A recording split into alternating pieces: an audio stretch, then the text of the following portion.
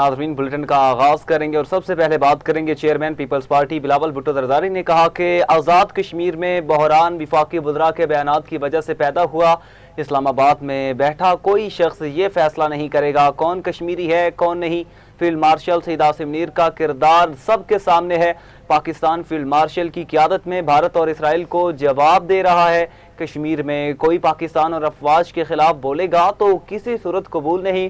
آزاد کشمیر کے پارٹی عہدیداران اور ticket holder سے خطاب میں مشورہ دیا کہ موجودہ حالات میں لفظوں کے چناؤ میں احتیاط کرنی چاہیے، ایسے الفاظ استعمال نہیں کرنے چاہیے جس سے دشمن کو فائدہ پہنچے۔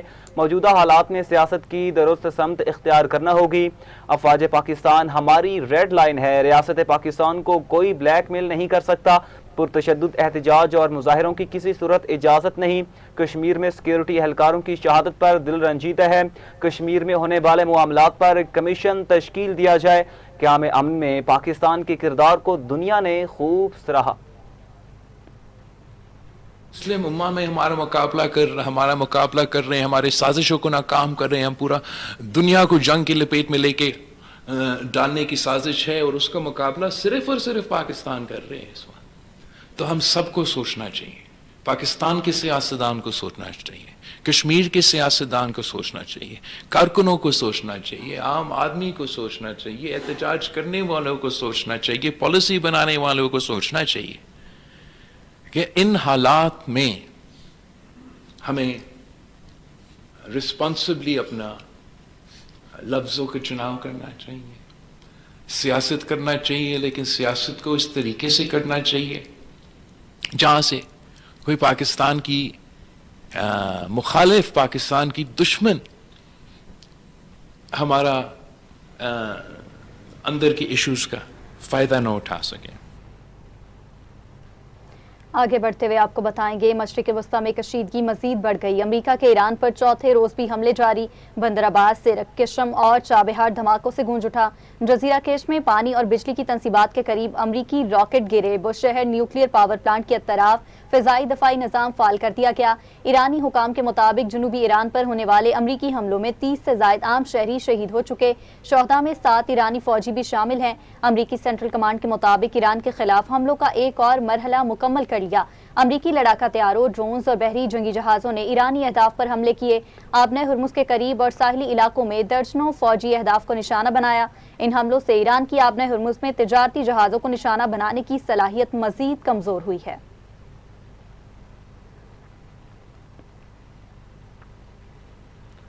امریکہ نے ایک بار پھر ایران کی بحری ناکہ بندی شروع کر دی۔ خلیج عمان میں گھیرا ڈال دیا گیا۔ ایران کی بندرگاہوں سے آنے اور جانے والے جہازوں پر پابندی عائد کر دی گئی۔ سینڈکام کے مطابق 20 سے زیادہ امریکی بحری جنگی جہاز اور سینکڑوں فوجی طیارے آپریشنل ہیں۔ امریکی محکمہ خزانہ نے ایران سے متعلق نئی پابندیاں بھی عائد کر دی۔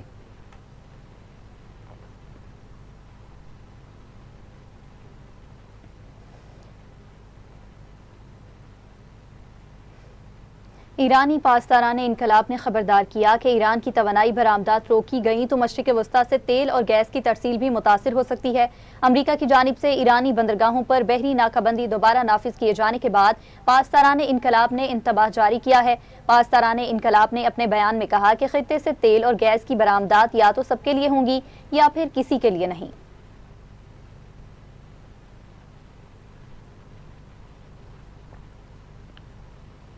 ایران کی پاسداران انقلاب فورس نے دعویٰ کیا کہ اس نے بحرین اور کویت میں دشمن کے اسلحہ ذخائر کو نشانہ بنایا ہے۔ ایرانی پاسداران انقلاب نے اپنے ایک بیان میں کہا کہ جب تک جار امریکہ موجود رہے گا تیل اور گیس خطے سے باہر نہیں جائے گا۔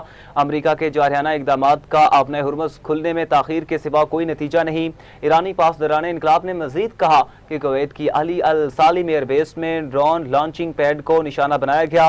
کویت میں حملے ایران پر امریکی حملوں کے جواب میں کیے گئے۔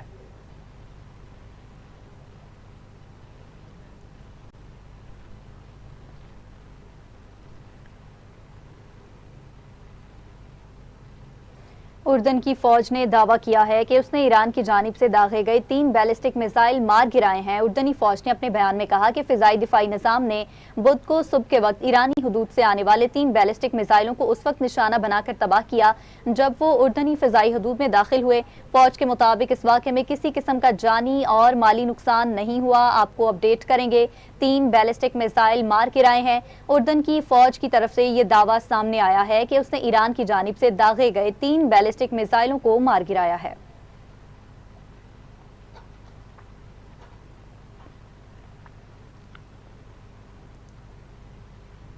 امریکی صدر ڈونلڈ ٹرمپ نے کہا کہ ایران کے توانائی اہداف کو آخر میں نشانہ بنائیں گے، ایران کے تمام بجلی گھر تباہ کر دیں گے۔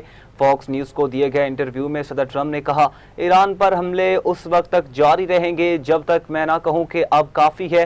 انہوں نے کہا، ہم ایران کے تمام پل بھی تباہ کر دیں گے۔ ایران میں ابھی کچھ جنگ لڑنے کی صلاحیت باقی ہے، لیکن یہ بہت زیادہ نہیں، یہاں تک کہ وہ مذاکرات کی میز پر آنے پر مجبور ہو جائیں۔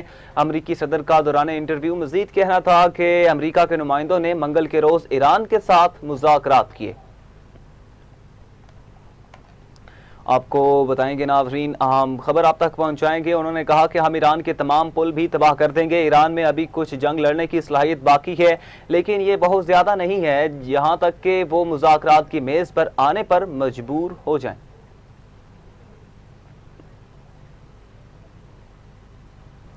ایرانی صدر مسعود پزشکیان نے امریکی صدر ٹرمپ کی دھمکیوں پر رد عمل دیتے ہوئے کہا کہ اپنے وطن کے ایک ایک انچ کا دفاع کریں گے۔ ایرانی صدر نے ٹی وی پر جاری اپنے ایک بیان میں امریکی صدر ٹرمپ کی بیان بازی کو آڑے ہاتھوں لیا اور کہا کہ ٹرمپ بتائیں کہ کیا انہوں نے میدان جنگ میں اپنے مقاصد حاصل کر لیے؟ ایران کو تقسیم کرنے کی کوشش کرنے والے بتائیں کہ انہیں آخر حاصل کیا ہوا ہے۔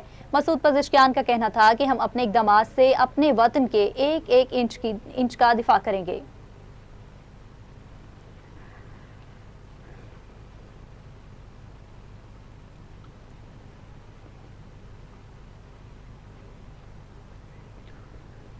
خطے میں بڑھتی کشیدگی کے باعث عالمی منڈی میں خام تیل کی قیمتوں میں اضافے کا رجحان برقرار۔ عالمی منڈی میں امریکی خام تیل کی قیمت 41 سینٹ اضافے کے بعد 79.75 ڈالر فی بیرل تک جا پہنچی۔ برینٹ کروڈ تیل 48 سینٹ مہنگا ہو کر 85.21 ڈالر فی بیرل میں فروخت ہونے لگا، جبکہ ایشیائی اسٹاک مارکیٹوں میں کاروبار کے دوران ملا جلا رجحان دیکھا گیا۔ جاپان کا نکی انڈیکس 1008 پوائنٹس کے نمایاں اضافے کے بعد 68,751 پوائنٹس پر پہنچ گیا، جبکہ جنوبی کوریا کا کوسپی انڈیکس 427 پوائنٹس کی تیزی کے ساتھ 7,284 پوائنٹس پر بند ہوا۔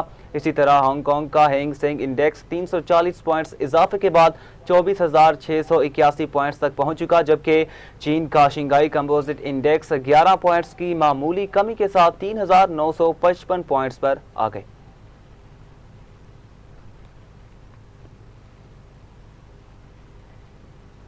نائب وزیر اعظم اسحاق ڈار سے اقوام متحدہ کے انڈر سیکرٹری جنرل برائے انسانی امور نے ملاقات کی۔ ترجمان دفتر خارجہ کے مطابق اسحاق ڈار نے دنیا بھر میں آفات اور تنازعات کے دوران انسانی امداد کی فراہمی میں اقوام متحدہ کے کردار کو سراہا۔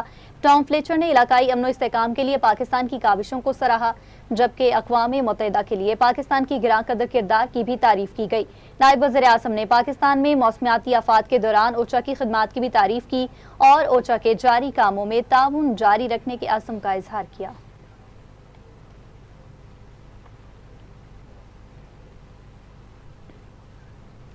اقوام متحدہ میں تعینات چینی مندوب نے کہا کہ امریکہ ایران کے ساتھ جنگ کر کے مشرق وسطیٰ کو تشدد کی جانب دھکیل رہا ہے۔ غیر ملکی میڈیا کے مطابق اقوام متحدہ میں چین کے مستقل مندوب سن لی نے کہا کہ امریکہ کے رویے کی وجہ سے غزہ کا بحران جاری ہے اور امریکہ کشیدگی کم کرنے کی کوششوں میں رکاوٹ ڈال رہا ہے۔ ان کا کہنا تھا کہ اقوام متحدہ کو شامل کیے بغیر ایران سے مذاکرات کے درمیان امریکہ نے ایران کے خلاف فوجی کارروائی شروع کی، جس سے خطے کی صورتحال پر خطرہ منڈلانے لگا۔ اقوام متحدہ میں تعینات چینی مندوب نے یہ بھی کہا کہ امریکہ یمن اور بحر احمر میں ہونے والی صورتحال کا بھی ذمہ دار ہے۔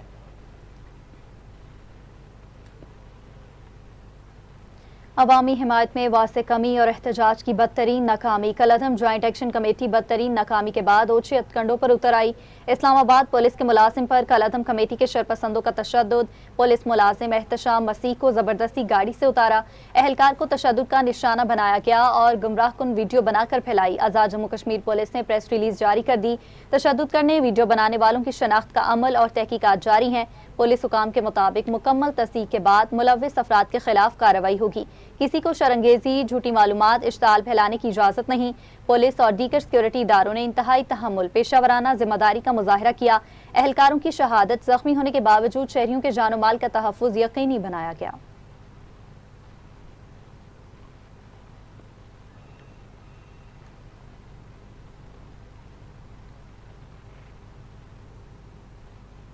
دوسری جانب وزیراعظم شہباز شریف نے لائف سٹاک شعبے کی ترقی کے لیے عملی اقدامات کو ناگزیر قرار دے دیا۔ Green corporate life stock initiative کی کاوشیں قابل ستائش ہیں۔ وزیراعظم کا خطاب، شعبے کی ترقی کے لیے وفاق اور صوبوں کو مل کر طویل سفر طے کرنا ہوگا۔ وزیراعظم شہباز شریف اب صرف باتوں کا وقت نہیں بلکہ عملی اقدامات کو تیز کرنا ہوگا۔ وزیراعظم شہباز شریف نے کہا کہ ہمارے کسان دن رات محنت کر کے ملک کی ترقی میں اہم کردار ادا کر رہے ہیں۔ ماضی میں میرٹ پر سمجھوتا کیا جا رہا تھا اور سفارشی لوگوں کو بھیجا جاتا تھا۔ ان کا مزید کہنا تھا کہ چین کے ساتھ پاکستان ایگریکلچر ریسرچ کونسل کی ٹرانسفارمیشن سے متعلق بات چیت چل رہی ہے۔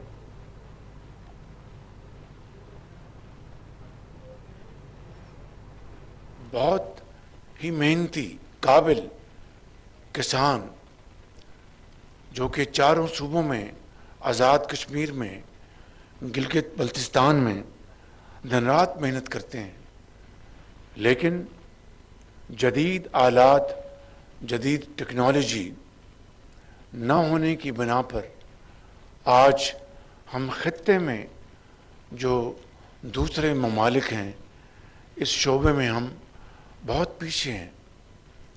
آپ دیکھیے کہ پاکستان جس طرح یہاں پر بتایا گیا دنیا کا چوتھا ملک شمار ہوتا ہے دودھ کے حوالے سے، لیکن ہماری اس ضمن میں ہماری کتنی ویلیو ایڈیشن ہے گوشت کو۔ وزیراعظم کا کہنا ہے کہ پاکستان کی معیشت استحکام کی راہ پر گامزن ہے اور رواں سال ملک میں معاشی ترقی اور کاروباری سرگرمیوں کا فروغ کا سال ہوگا۔ وزیراعظم کی زیر صدارت FBR اصلاحات پر جائزہ اجلاس منعقد ہوا، جس میں ملک کے ٹیکس نظام میں جاری اصلاحات اور بہتری کی پیش رفت کا تفصیلی جائزہ لیا گیا۔ اجلاس سے خطاب کرتے ہوئے وزیراعظم نے کاروباری برادری کو قومی معیشت کی ریڑھ کی ہڈی قرار دیا اور کہا کہ انہیں پیداوار بڑھانے اور برآمدات کے فروغ کے لیے ہر ممکن سہولت فراہم کی جائے گی۔ FBR کاروباری طبقے کے ساتھ مکمل تعاون کرے اور ان کے جائز مسائل ترجیحی بنیادوں پر حل کرے۔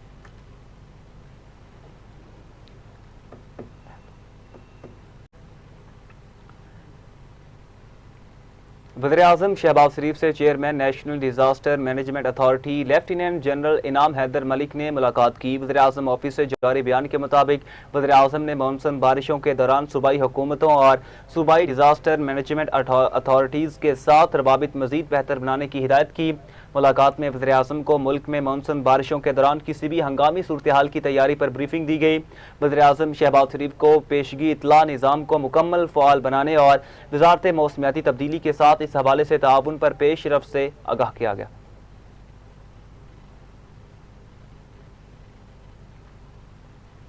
بلیٹن میں واپس آئیں گے اس بریک کے بعد، ہمارے ساتھ رہیے گا۔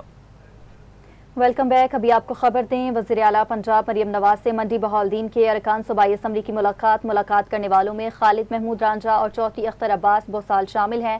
ارکان اسمبلی نے وزیر اعلیٰ مریم نواز کو متعلقہ صوبائی حلقوں کی عوامی ضروریات اور مسائل سے آگاہ کیا۔ وزیر اعلیٰ کی ارکان اسمبلی کے پیش کردہ مسائل حل کرانے کی ہدایت۔ وزیر اعلیٰ پنجاب کو منڈی بہاؤالدین میں الیکٹرو بس سروس کے آغاز پر خراج تحسین، چھوٹے بڑے شہروں کی بیوٹیفیکیشن کو بھی سراہا۔ مریم نواز نے کہا منڈی بہاؤالدین سمیت دیگر اضلاع کے لیے مزید الیکٹرو بسیں بھی لا رہے ہیں۔ نون لیگ نے ہمیشہ عوام سے کیے ہر وعدے کو پورا کیا۔ عالمی سطح پر اپنی چھت اپنا گھر پروگرام سیف سٹی اور ستھرا پنجاب کی پذیرائی گڈ گورننس کی بہترین مثال ہے۔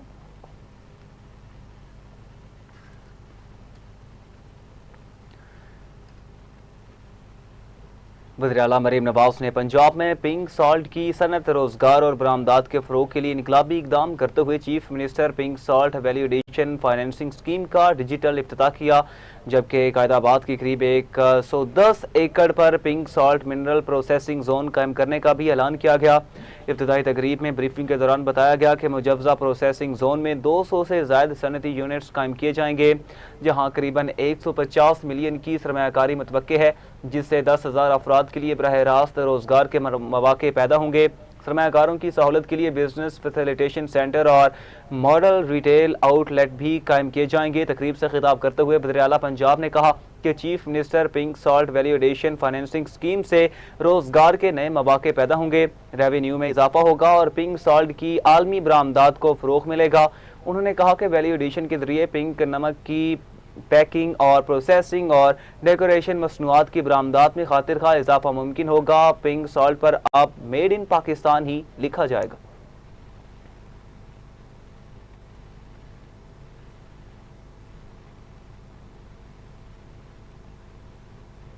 डीआईजी साउथ असद रजा ने कहा कि डॉक्टर आकाश कत्ल केस में मुलविस तीनों मुल्जिमान को 36 घंटों के अंदर गिरफ्तार कर लिया गया, जबकि वारदात में इस्तेमाल होने वाली मोटरसाइकिल और गाड़ी का भी सुराग लगा लिया गया है। कराची में डीआईजी साउथ असद रजा, डीआईजी सीआईए मुक़द्दस हैदर और दीगर अफसरान के हमरा प्रेस कॉन्फ्रेंस करते हुए असद रजा ने बताया कि फ्रेयर के इलाका में डॉक्टर आकाश को डकैती के दौरान निशाना बनाया गया। पुलिस ने वाक़े के 24 घंटों के अंदर अहम शवाहिद जमा किए और 36 घंटों में मुल्जिमान को गिरफ्तार कर लिया। उन्होंने बताया कि डॉक्टर आकाश जब बैंक पहुंचे तो मुल्जिमान पहले से वहां मौजूद थे। एक मुल्जिम ने रेकी करके अपने साथियों को इत्तला दी, जिसके बाद वारदात अंजाम दी गई। डीआईजी साउथ के मुताबिक तफ्तीश के दौरान 100 से ज़ायद सीसीटीवी फुटेजेस हासिल की गईं, जिनकी मदद से मुल्जिमान की शनाख्त और गिरफ्तारी मुमकिन हुई। वारदात में एक मोटरसाइकिल और एक गाड़ी इस्तेमाल की गई, जबकि मोटरसाइकिल पर सवार तीनों मुल्जिमान को गिरफ्तार कर लिया गया।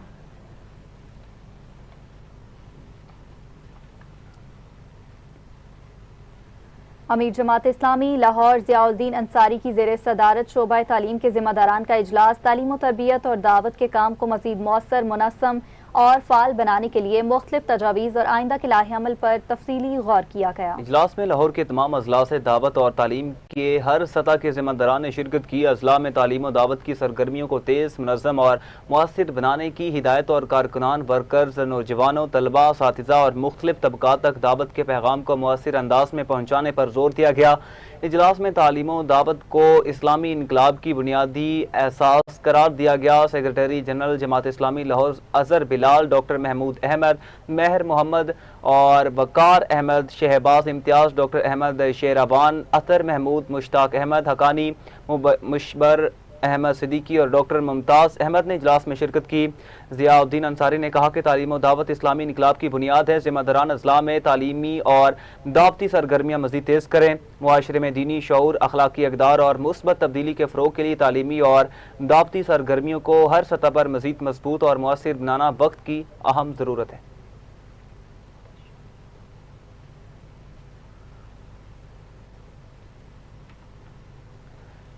FPCCI ऑफिस लाहौर में अमेरिका की आज़ादी की 250वीं सालगिरह के सिलसिले में तकरीब का इनेकाद किया गया। तकरीब में अमेरिकन कौंसल जनरल ने मेहमान खसूसी के तौर पर शिरकत की, जबकि सदर फेडरेशन चैम्बर आतिफ इकराम Sheikh, SM Tanveer Sheikh, regional chairman Zaki Ejaz समेत दीगर शख्सियात मौजूद थीं।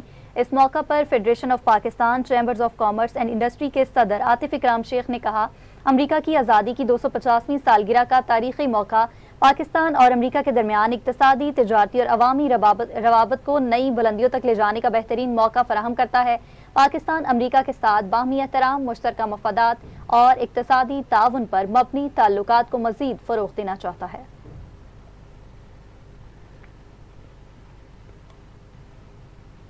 और वहाँ कांगो में एबोला वायरस के केसेस की तादाद 2000 से तजावुज़ कर गई, जबकि वायरस से अब तक 754 अफराद जान की बाजी हार चुके। हुकाम के मुताबिक नए केसेस सामने आने के बाद एबोला की वबा मुल्क के 5 सूबों तक फैल चुकी है। रिपोर्ट के मुताबिक 366 मरीज सेहतियाब हो चुकी हैं, जबकि 753 अफराद अब भी आइसोलेशन में ज़ेर इलाज हैं। एबोला वायरस से फैलने वाली वबा का आगाज़ 15 मई को हुआ था, जबकि सेहत हुकाम ने बीमारी के फैलाव को रोकने के लिए निगरानी और तशख़ीसी निज़ाम मज़ीद मजबूत बनाने पर जोर दिया।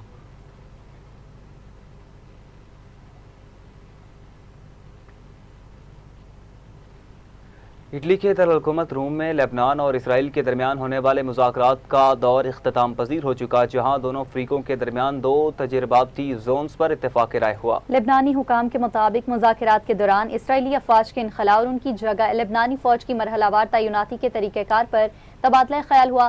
حکام کا کہنا ہے کہ لبنان نے مطالبہ کیا کہ طے پانے والے فریم ورک پر عمل درآمد کی نگرانی کسی تیسرے فریق کے سپرد کی جائے تاکہ معاہدے پر شفاف انداز میں عمل یقینی بنایا جا سکے۔ دیگر تجرباتی علاقوں میں بھی اسی طرز پر انتظامات نافذ کرنے کے لیے ٹائم لائن طے کرنے کی کوششیں جاری ہیں۔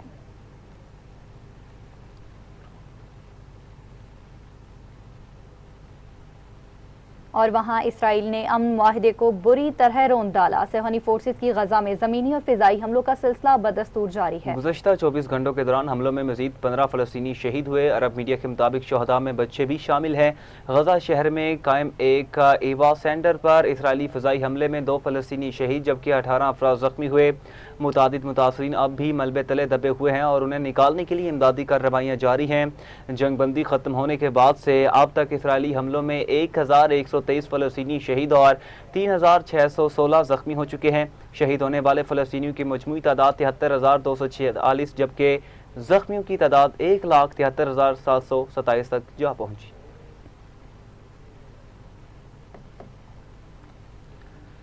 آئی سی سی نے means one day world cup اور T20 ورلڈ کپ کے فارمیٹس میں بڑی تبدیلیوں کی منظوری دے دی ہے۔ انٹرنیشنل کرکٹ کونسل کے مطابق 14 ٹیموں پر مشتمل means one day world cup کے لیے 3 مرحلوں پر مشتمل نیا فارمیٹ متعارف کرایا گیا۔ نئے نظام کے تحت ٹورنامنٹ کے آغاز میں 12ویں، 13ویں اور 14ویں نمبر کی ٹیموں کے درمیان سپر سیریز کھیلی جائے گی، جس کی فاتح ٹیم دوسرے مرحلے میں جگہ بنائے گی۔ دوسرے مرحلے میں 2 گروپس ہوں گے جن میں 6 ٹیمیں شامل ہوں گی۔ ان دونوں گروپس کی ٹاپ 10 اور ٹاپ 3 ٹیموں کے ساتھ مجموعی طور پر ایک بہترین رینکنگ والی ٹیم سپر 7 مرحلے کے لیے کوالیفائی کرے گی۔ سپر 7 مرحلے میں تمام 7 ٹیمیں ایک دوسرے کے خلاف میچز کھیلیں گی۔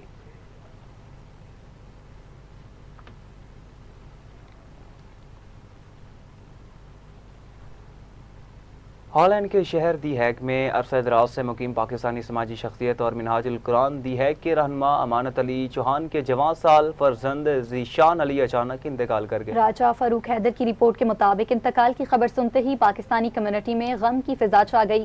مرحوم کی نماز جنازہ منہاج القرآن دی ہیگ کے مرکز میں حافظ نذیر احمد قادری کی اقتداء میں ادا کی گئی، جس میں سینکڑوں پاکستانیوں نے شرکت کی۔ اس موقع پر علامہ حافظ یاسر نسیم، علامہ احمد رضا قادری اور علامہ افتخار چشتی نے موت و حیات کے فلسفے پر خطاب کیا، جبکہ غوثیہ مسجد کے خطیب سید افتخار حسین شاہ نے مرحوم کے درجات کی بلندی کے لیے خصوصی دعا کروائی۔ بعد از ذیشان علی کو دی ہیگ کے مقامی قبرستان میں سپرد خاک کر دیا گیا۔ مرحوم شاہی خاندان سے ملازمت کے سلسلہ میں وابستہ تھے۔ شاہی خاندان نے پاکستانی کمیونٹی کے اتحاد، محبت اور بھرپور شرکت کو سراہا۔ مرحوم منہاج القرآن دی ہیگ سے دینی تعلیم یافتہ، بہترین قاری اور نعت خواں تھے۔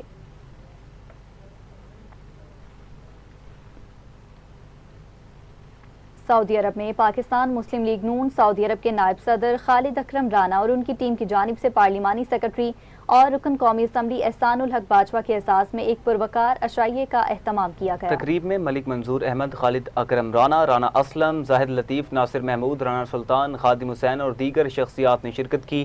مقررین نے پاک بھارت جنگوں میں پاک فوج کے تاریخی کردار کو خراج تحسین پیش کرتے ہوئے کہا کہ موجودہ علاقائی صورتحال میں قائد میاں نواز شریف کی رہنمائی، وزیر اعظم میاں شہباز شریف کی محنت اور سپہ سالار جنرل سید عاصم منیر کی قیادت ملکی استحکام کے لیے اہم ہے۔ احسان الحق باجوہ نے پاکستان کے ساتھ مخلصانہ تعلقات اور ہر مشکل وقت میں تعاون پر سعودی فرمانروا ملک سلمان بن عبدالعزیز اور ولی عہد شہزادہ محمد بن سلمان کا خصوصی شکریہ ادا کیا۔